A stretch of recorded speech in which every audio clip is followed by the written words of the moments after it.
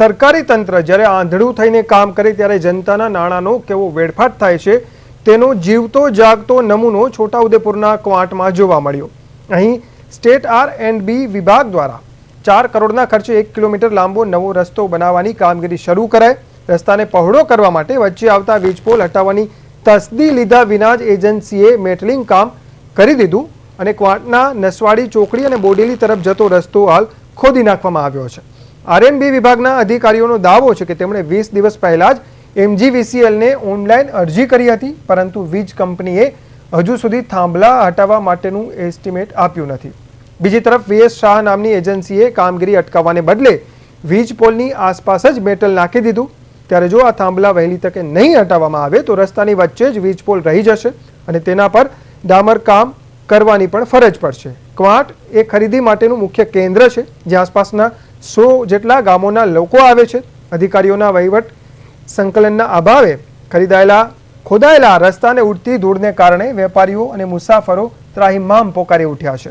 હવે જોવાનું એ રહેશે કે તંત્ર જાગે છે કે પછી રસ્તાની વચ્ચે જ થાંભલા રાખીને ભ્રષ્ટાચારનું નવું મોડેલ ઊભું કરે છે।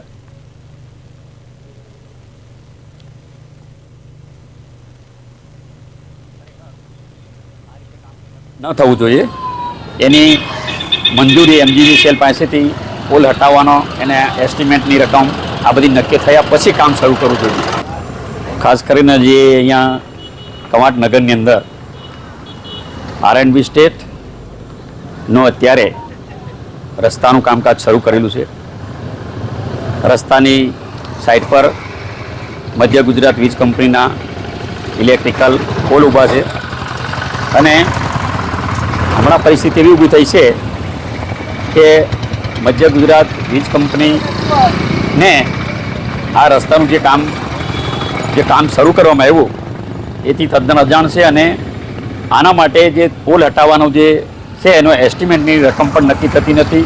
આ કાયદેસર રીતે આ લોકોએ હટાવીને પછી કોઈ બીજા જાતની કાર્યવાહી કરવા જોઈએ। એના પહેલાં આ લોકોએ કર્યું કાલ ઉઠીને કોઈક બનાવ રાતે બની જાય તો એનો જવાબદાર કોણ?